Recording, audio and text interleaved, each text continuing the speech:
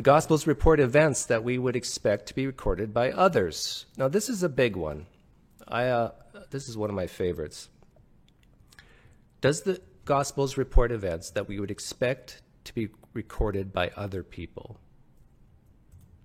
So, for example, in Luke 7:16, it says, "Fear seized them all, and they glorified God, saying, 'A great prophet has arisen among us, and God has visited his people.' And this report concerning him spread throughout whole of Judea and all the surrounding country."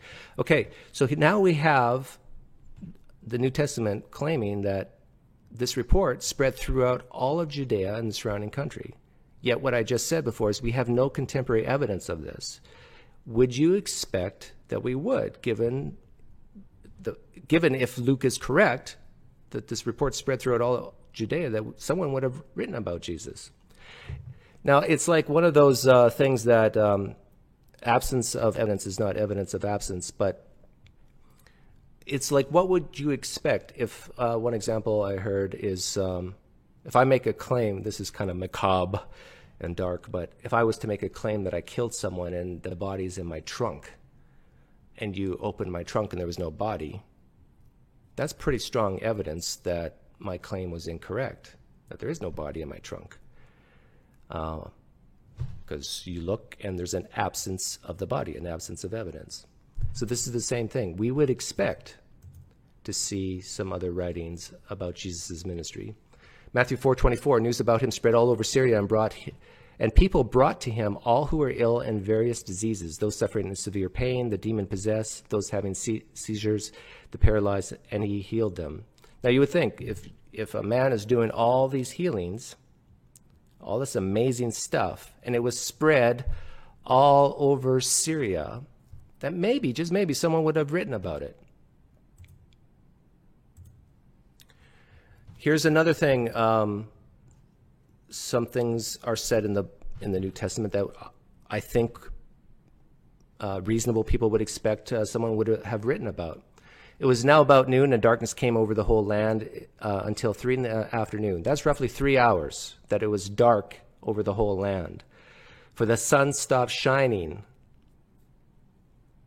and the curtain of the temple was torn in two.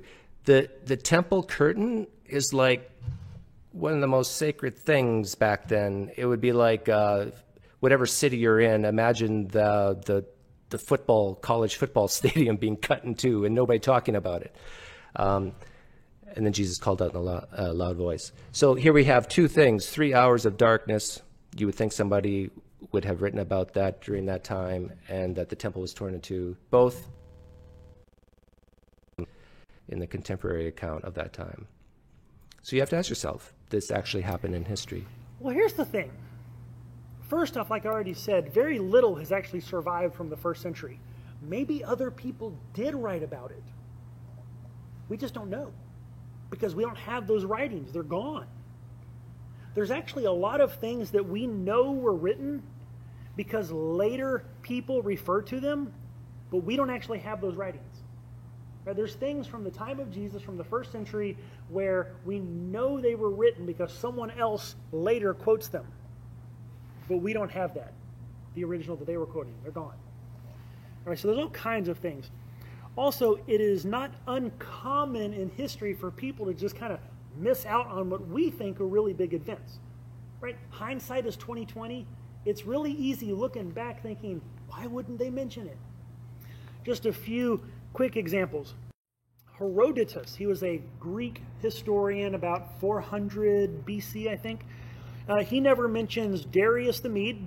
Remember, Book of Daniel, Darius, Persian king. Well, he also never mentions Nebuchadnezzar.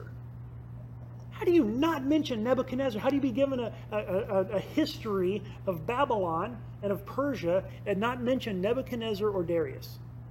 I don't know, but he doesn't. But we know these people existed, not just from the Bible, but from other inscriptions and carvings and writings. But he didn't mention them. Josephus, he makes a note that neither Herodotus nor Thucydides, another Greek historian of the time, mention Rome. Now, granted, it's about 300, 400 BC, but they don't mention Rome? That's kind of weird. Thucydides never mentions Socrates. Okay, Thucydides, a Greek historian in Athens at the same time as Socrates. Quite possibly the most famous philosopher ever, probably considered to be the smartest person alive at his day. Never mentions him. They live in the same town. Never mentions him. Pliny the Younger, a Roman official and historian, he gives a very graphic description of the eruption of Mount Vesuvius, volcano in Italy that erupted and completely wiped out the cities of Herculaneum and Pompeii. Doesn't mention the cities. He describes the eruption. He records that the volcano erupted. Does not mention that it wiped out 2 cities. Well, why would you not mention that? Right? There's no mention of the Battle of Tours in the surviving annals of the 8th century. Battle of Tours, very important battle in the 700s. No one records it. Grafton, he's a historian. I don't know who he is. In his chronicles, he describes the reign of King John of England. Never mentions the Magna Carta. One of the foundational documents for European, English, and American law. It was the forerunner to a lot of the legal documents that our way of thinking and legal philosophy operates on, and our governing system operates on. Never mentioned it. Never comes up. Very important treaty that happened. Marco Polo travels to the Orient, goes to China. You know what he never mentions? A big wall they have over there. You think he would have noticed, hundreds of miles of wall and said something?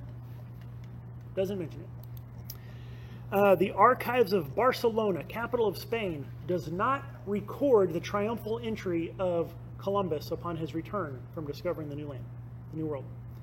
Columbus comes home, gets a hero's welcome, no mention of it in the city archives. Same thing with Portugal. They make no mention of the travels of Amerigo Vespucci, who was a explorer, map maker. Amerigo. America is named after him. No mention of him in the Portugal archives.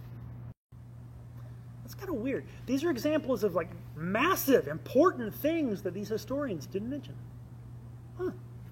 Well, if they do it all the time, then it's not that big of a stretch that maybe there's some things in the Bible that the other historians, the people around the time of Jesus, either didn't notice or didn't think much of at the time. But we're looking back through the lens of history and the impact and the importance of these events. And so we see, of course you would want to record them. Well, we think that. We don't know that they would think that. And even if they did, maybe they recorded it and those records didn't survive.